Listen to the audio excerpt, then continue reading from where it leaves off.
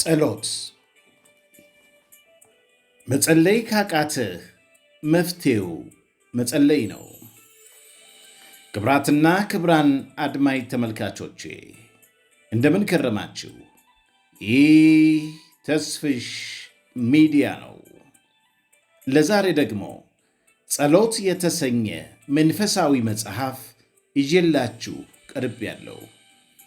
ይህንን መጽሐፍ አዘጋጅቶ ያቀረበልን ያለው ወጋየው። ይህንን ሚዲያ የምትከታተሉ ከመጀመራችሁ በፊት የደውል ምልክቷን በመጫን ሰብስክራይብ አድርጉን። ይህንን ሚዲያ መደገፍ እጅግ ለእኔ ይጠቅመኛል። ክብራትና ክብራን፣ ከሰማችሁ በኋላ ደግሞ ከወደዳችሁት ላይክ አድርጋችሁ ለሌሎች በብዛት እንዲደርስ ሼር ማድረጋችሁን አትዘንጉ። እናንተም ኮሜንታችሁን ጻፉልኝ። እጅግ አድርጌ አመሰግናችኋለሁ። መጸለይ ካቃትህ መፍትሄው መጸለይ ነው። መቅድም ዳግም ለተወለደ ክርስቲያን ጸሎት መቅደም ያለበት የመጀመሪያው መንፈሳዊ ልምምድ ነው። ጸሎት ከአምላክ ጋር የሚደረግ ኅብረትና ተግባቦታዊ መንገድ ነው። ይህም በመንፈስ ቅዱስ እገዛ የምንወጣው ልምምድ ነው። ከመንፈስ ቅዱስ አብሮነት ውጭ መንፈሳዊነትን በራሳችን ጥረት የምናከናውነው አይደለም። በተፈጥሮ ትጋት የምናገኘው ልምምድም አይደለም። መንፈሳዊነት ነቢይ ስለጸለየልን፣ እጅ ስለተጫነብን፣ የተጸለየበትን ውሃ ስለጠጣን ወይም ስለታጠብንበት፣ ዘይት ስለተቀባን ወይም ስለተለቀለቅንበት፣ ዳገት ስለወጣን ወይም ቁልቁለት ስለወረድን ወዘተ በቅጽበት በአንድ ጀንበር የሚታይ የሚበቅል አይደለም። መንፈሳዊነት ማዕከል የሚያደርገው ለእግዚአብሔር ራስን በመስጠት በመንፈስ ቅዱስ እርዳታና በመጽሐፍ ቅዱሳዊ እውነተኛ ልምምድ ብቻ እንደሆነ መረዳት አለብን። መንፈስ ቅዱስ ቅዱሳን እንዲቃትቱ ወደ ጸሎት ዓለም እንዲገቡ ብዙ ሲያነሳሳቸው ይታያል። ቅዱሳን ራሳቸውን ለእግዚአብሔር በሙላት ባለመስጠትና በራስ ነገር በመባከን ከመንፈሳዊነት ሲጎድሉ ተሰናክለው ይወድቃሉ። ከየትኛውም የሐሳብ መባከን ወጥተን በመንፈስ ቅዱስ ምሪት ስንጸልይ የጸሎት ነገራችን የተባረከና አስደሳች ይሆናል። በመንፈስ ቅዱስ ቅጥር ውስጥ ሆኖ መጸለይ በረከቱ በመንፈስ የሆነ ማረፍ ብዙ ነው። ይህ ብቻ አይደለም። ወደ እውነትና ወደ አምላካችን ሐሳብ እየመጣን ከምንፈልገው ይልቅ አምላካችን እግዚአብሔር ወደ ፈለገልንና ወደ መረጠልን ፈቃዱ ያዘነብላል። ሁለንተናችንን በመግዛትና በመሰብሰብ ከእግዚአብሔር ቀጥተኛ ግንኙነት እንድናደርግ ይረዳናል።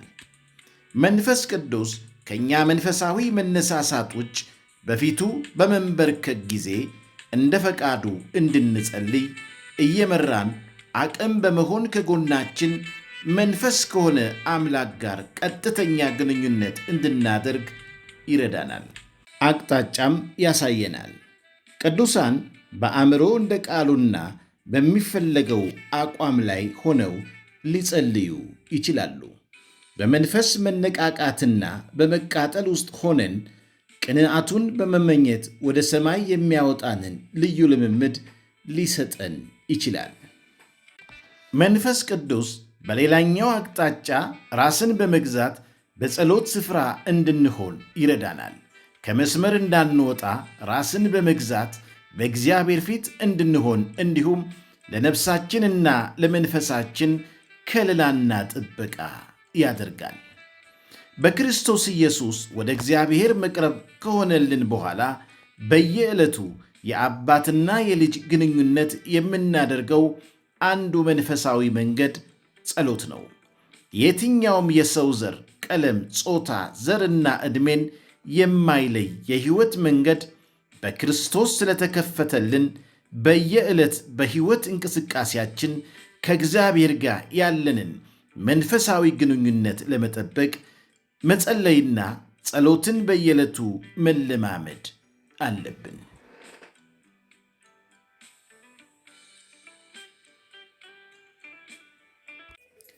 መግቢያ ከመጀመሪያዎቹ የክርስትና መሠረታዊ ትምህርቶች መካከል መጽሐፍ ቅዱስ ማንበብና መጸለይ ዋነኞቹ ናቸው። እንዲሁም በየዕለቱ እስከ ሕይወታችን ፍጻሜ አማራጭ የሌላቸው የየዕለት መንፈሳዊ ተግባራትና ዋነኛ እሴቶቻችንም ናቸው። በዓለማችን ላይ ለትልልቅ መንፈሳዊ ተሃድሶ ሪቫልቫል መሠረቱ መጽሐፍ ቅዱስ ማንበብና መጸለይ ነበር። ጸሎት ለክርስቲያን ወይም ለመንፈሳዊ ሰው ሥራ አልያም የቤተ ክርስቲያን ትእዛዝ ሳይሆን ሕይወት ነው። በእግዚአብሔር ፊት በጸሎት በቃሉ የሚተጋ ሰው የተተወ ወይም የተረሳ አይደለም። ከእግዚአብሔር ጋር ተቆራኝቶ የሚኖር ሰው ብፁዕና የተባረከ ነው። በእግዚአብሔር ቤተሰብ መካከል ጸሎት ልዩ ኅብረትና ግንኙነት ሲሆን ልዩ ትኩረት ሊሰጠው የሚገባው መንፈሳዊ ተግባር ነው። ብዙዎቻችን ብዙ ከመጸለይ በእግዚአብሔር ፊት ከመሆን ይልቅ ብዙ ባክነናል። በየመድረኩም ተናጋሪ ሆነናል። ቤተ ክርስቲያንም የጸሎትን ነገር ችላ ያለች ትመስላለች። ስለዚህም ይህንን መጽሐፍ ሳዘጋጅ ስለ ጸሎት ጠለቅ ያለ ስነ መለኮታዊ ጥናትና ትንተና ለማቅረብ ሳይሆን በመንፈሳዊ ሕይወታችን በየዕለቱ ተግባራዊ እንድናደርግ ለማሳሰብ ያህል ነው። በዚች ትንሽዬ መጽሐፍ በአጠቃላይ እግዚአብሔር በረዳን መጠን ስለ ጸሎት ትርጉም አስፈላጊነት፣ ጸሎት ከመጽሐፍ ቅዱስ አስተምሮ አንጻር፣ ጸሎት በግል ሕይወት፣ በኅብረት፣ የቤተ ክርስቲያን የጸሎት ሕይወት፣ ጸሎት የሚጠይቀን መስፈርት፣ ስለ ጾም ጸሎት፣ እንዴት መጸለይ እንዳለብን፣ የጸሎት ጊዜ መቼ እንጸልይ፣ የጸሎት ተግዳሮቶች፣ መጽሐፍ ቅዱሳዊ ያልሆኑ ሚዛን ያልጠበቁ የጸሎት ልምምዶችና በመሳሰሉት ሐሳቦች ላይ የሚያተኩር ቢሆንም ስለ ጸሎት በስፋት እንድናውቅ ለመርዳት ሳይሆን ባወቅነው መጠን የጸሎትን ሕይወት መለማመድና መትጋት የምንችልባቸውን አቅጣጫዎችን በማሳየት ከመንፈሱ ጋር በመተባበር ሕይወታችንን እንድንጠብቅና እንድንመራ ለማሳየት ያህል ነው። የእግዚአብሔር ልጆች ቤተ ክርስቲያን መሠዊያችንን በማደስ ወደ ጸሎት በመመለስ በጸሎት ወደሚገኘው በረከት መመለስ አለብን። ጸሎትን የሚተካ መንፈሳዊ ልምምድ ምን አለ? ለመጸለይ እንጸልይ እላለሁ።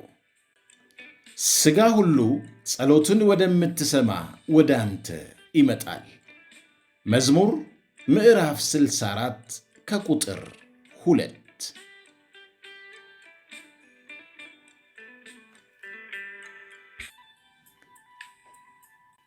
ምዕራፍ 1 የጸሎት ትርጉም። ስለ ጸሎት ብዙ የእግዚአብሔር ሰዎች ጽፈዋል፣ አስተምረውማል። እንዲሁም የተለያዩ የመጽሐፍ ቅዱስ መዝገበ ቃላት የተለያዩ ትርጉሞችን አኑረዋል። ከዚህ በመነሳት ስለ ጸሎት ጠቅለል ያለ ትርጉም እንመልከት። ጸሎት በጥንካሬ፣ በጉልበት፣ በኃይል፣ በእውቀት፣ በችሎታ ወደሚበልጥ አካል የሚደረግ ልመና፣ አምልኮ፣ ግንኙነትና ኅብረት ነው። እያንዳንዱ ሃይማኖት እንዲሁም ግለሰብ የኔ የሚለው ሰሚ አምላክ ስላለው ከአምላኩ ጋር የሚያደርገው ተግባቦት፣ ግንኙነት ጸሎት ሊሆን ይችላል። ለምሳሌ ጣዖት አምላኪዎች ጣዖቱ ከነርሱ በላይ በሕይወታቸው ሁሉ ነገር አልያም በማኅበረሰቡ በጣም ተፈላጊ የሆነውን ነገር ሊያደርግ ይችላል ብለው ስለሚያምኑ በብዙ ፍርሃት በመንቀጥቀጥ በጸሎት ይገናኙታል። ዝናብን፣ ሰማይን፣ ምድርን እንደ አምላክ የሚያዩ በጥንካሬ፣ በጉልበት፣ በኃይል፣ በእውቀት፣ በችሎታ ከኛ ይበልጣል ብለው ስለሚያምኑ በሃይማኖታቸው ሥርዓት ጸሎት፣ ልመና ወደ እርሱ ያደርጋሉ። ጸሎት በዋናነት ጸላዩ ለሚጸልይለት አካል ሥልጣን ራሱን የሚያስገዛበት የመንፈሳዊ አምልኮ ድርጊት ነው። የተለያዩ የሃይማኖት ተቋማት ስለ ጸሎት የተለያየ ትርጉምን ሊሰጡና ሊተገብሩ ይችላሉ። በክርስቲያን ማዕቀፍ ውስጥ ያሉ ሃይማኖቶች ሳይቀሩ ለጸሎት የሚሰጡት ትርጉምና ልምምድ የተለያየ ሊሆን ይችላል።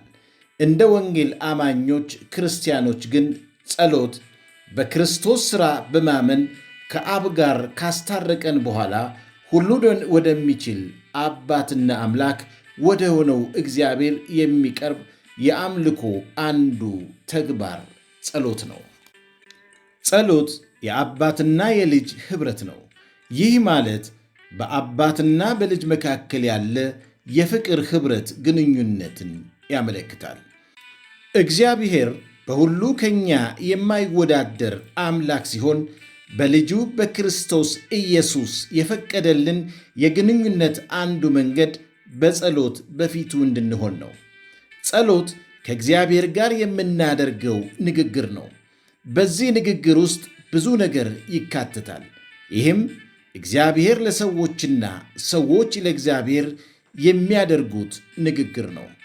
ለብዙዎቻችን ጸሎት የምንፈልገውን በፍጥነት ተናግረን የምናበቃበት ጉዳይ ሳይሆን በጸለይንበት ጉዳይ ሆነ እግዚአብሔር ሊናገር በሚፈልገው ጉዳይ ሁሉ ሰምቶ በዚያ ጉዳይ ተግባብቶ ወይም ተስማምቶ መነጋገርን ያካትታል። ጸሎት እግዚአብሔር ሰሚ፣ እኛ ተናጋሪ ሆነን የምንነሳበት ተግባር አይደለም። ብዙ ሰው በጸሎት ከእግዚአብሔር መስማትን አይደለም ምን እንደ ጸለየ ቢጠየቅ እስከማያውቅ ድረስ ተንበርክከው የሚነሱ አሉ። ምን ነበረ የጸለይኩት ብለው ራሳቸውን የሚጠይቁም አሉ። በአጠቃላይ በጸሎት እኛ ብቻ ሳንሆን የእግዚአብሔር ድምፅ መስማት የምንፈልገው እግዚአብሔርም የእኛን ድምፅ ለመስማት ይፈልጋል። ምክንያቱም ጸሎት መነጋገር ስፒሪቹዋል ኮሚኒኬሽን ነው። በአንድ አካል ፈቃድ ላይ ብቻ የተመሰረተ የተፈቀደ ሳይሆን በሁለቱም አካላት የተወሰነ ግንኙነት ነው። በጸሎት አማካይነት ጸላዩ ሙሉ በሙሉ የሚሰማው አካል አምላክ ላይ መደገፍን ያመለክታል። ማለት በራስ አለመቻልን፣ በሰሚው አካል መተማመንን፣ ሙሉ ለሙሉ ራስን በእርሱ ላይ መልቀቅ፣ መተውና እርፍ ማለትን ያካተተ ነው። እነዚህ እውነታዎች የሚያመለክቱት ጸሎት በእግዚአብሔር መንግሥት ውስጥ ጠቃሚ ሚና የሚኖረው ተግባር መሆኑን ነው። የጸሎት ልምምዳችን ምን ይመስላል? ጸሎት እግዚአብሔርን ሰምተን የምንነሳበት ስፍራ ነው? የምትጸልዩትን ታውቃላችሁ? መልስስ ከእግዚአብሔር ተቀብላችሁ ታውቃላችሁ? በጸሎት ስፍራችሁስ እናንተ ብቻ ናችሁ ተናጋሪ? እግዚአብሔር የሚናገራችሁን ትሰማላችሁ? አምላካችን እግዚአብሔር ሰሚ ብቻ ሳይሆን ለልጆቹ ሕያው ተናጋሪም ነው። የጸሎት ስፍራችሁ ትዝታዎቻችሁ ናቸው? ይናፍቃችኋል? እግዚአብሔርን የምትሰሙበት ቦታ ነው? ይሁን እንጂ ስለ ጸሎት ብቸኛ ትርጉም ይህ ነው ማለት አይቻልም። ጸሎት ከዚህ ያለፈ በቃል በሕይወትና በግል ልምምድ ከምናውቀው በላይ በእግዚአብሔር ፊት የሰፋ ትርጉምና ምስጢር ያለው ሐሳብ፣ መለኮታዊ ተግባር እንደሆነ መረዳት አለብን። በምንም አይነት ሁኔታ ውስጥ ብናልፍም ጸሎት አንዱና ዋናው የሕይወታችን ክፍል ልናደርገው ይገባል። ከሰማችሁ በኋላ ስለ ጸሎት ምን ተረዳችሁ? ይህ ተስፍሽ ሚዲያ ነው። እንቀጥላለን። ሰላማችሁ ብዝት ይበል።